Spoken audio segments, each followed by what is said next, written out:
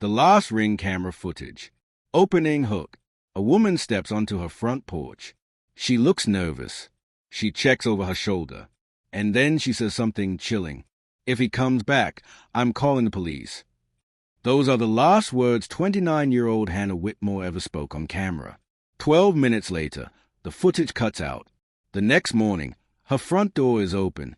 Her purse is still on the kitchen counter. Her car is in the driveway.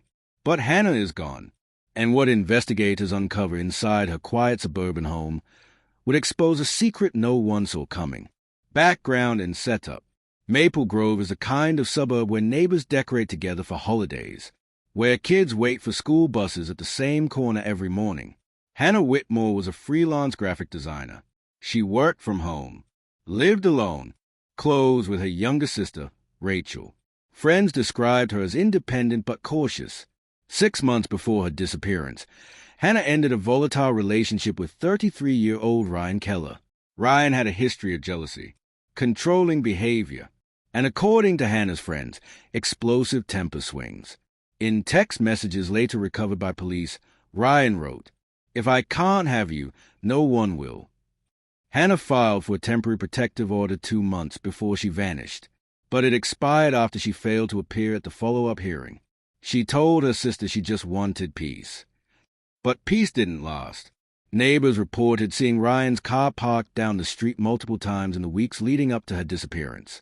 And then came October 22, 2021, the night she vanished. At 10:58 p.m., Hannah texted her sister. "He drove by again." At 11:31 p.m., her Ring doorbell activated.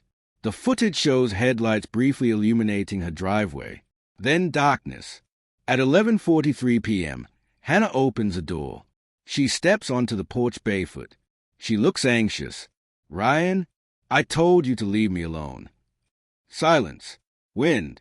Then faintly, off camera, a male voice. "We just need to talk." The footage captures Hannah backing toward the door. "No, you need to go." Then the camera glitches. Static flickers across the screen. At 11:55 p.m., the recording cuts out entirely. The next morning, Hannah misses a client meeting, highly unusual. Her sister drives over. The front door is slightly ajar. Inside, nothing appears ransacked. But in the living room, a lamp is knocked over. On the kitchen floor, there's a faint smear of blood. Upstairs, her bedroom window is open. The screen lies bent in the yard below. Hannah Whitmore is nowhere to be found. The investigation. Detectives quickly zero in on Ryan Keller. He claims he was home all night, but phone records tell a different story. His phone pinged near Hannah's home between 11:20 p.m. and 12:04 a.m. When confronted, Ryan says, "I drove by. That's it. I didn't stop." But surveillance footage from a nearby gas station shows his truck parked less than a mile away at 12:18 a.m. Forensics teams process Hannah's home. They find blood on the kitchen tile matching Hannah, partial boot print near the back door, a broken porch light bulb. But the most significant piece of evidence is digital. Although the Ring footage cut out, cloud data logs reveal something strange. At 11:52 p.m., someone manually disconnected the Wi-Fi router inside the house. That action required physical access. Investigators check Ryan's laptop and find that earlier that evening, he searched how to disable Ring doorbell without password. He claims it was a coincidence, but investigators dig deeper. 2 days after Hannah vanished, hikers discover her phone discarded near Pine Ridge Trail, 14 miles outside town. The battery is dead, but data recovery specialists extract partial GPS logs. The final location ping, an abandoned cabin owned by Ryan's uncle. Police secure a search warrant.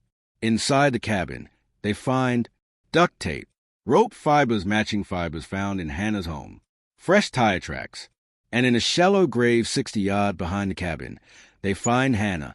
The medical examiner determined she died from blunt force trauma and asphyxiation. Time of death, approximately midnight. The breakthrough. The turning point comes from Ryan's vehicle. Crime lab analysis reveals microscopic glass fragments embedded in his truck's floor mat. They match the shattered porch light bulb from Hannah's house. And beneath the passenger seat, investigators find a single strand of Hannah's hair.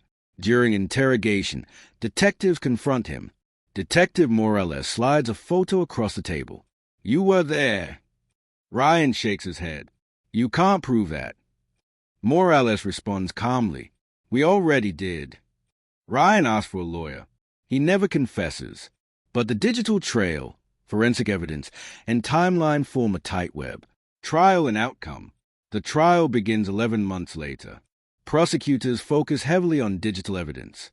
Ring camera footage, router disconnect logs, search history, cell tower data. The defense argues the evidence is circumstantial. But when jurors watch the final porch footage, Hannah backing away, visibly afraid, the emotional weight fills a courtroom. Rachel Whitmore testifies. She tried to move on. She just wanted to feel safe. After 6 hours of deliberation, the jury returns a verdict. Guilty of first-degree murder. Ryan Keller is sentenced to life in prison without parole. Aftermath. Maple Grove installs a community surveillance network expansion. Hannah's family establishes a Whitmore Safe Tech initiative, educating women on digital stalking awareness. The case becomes widely discussed in criminal justice circles for its reliance on smart home data. Detective Morales later states in an interview, technology didn't commit the crime, but it remembered what he tried to erase. The porch camera still hangs outside the Whitmore home, inactive, frozen at 11:43 p.m. Closing reflection. Sometimes, the most haunting evidence isn't what we see. It's what cuts out. A flicker of static, a disconnected router, a camera that goes dark at the exact moment the truth begins. Hannah Whitmore's story is a reminder that threats often escalate quietly. And sometimes, the only thing standing between fear and safety is whether someone takes those warnings seriously. Because that final recording wasn't just footage. It was a warning, and it came 12 minutes too late.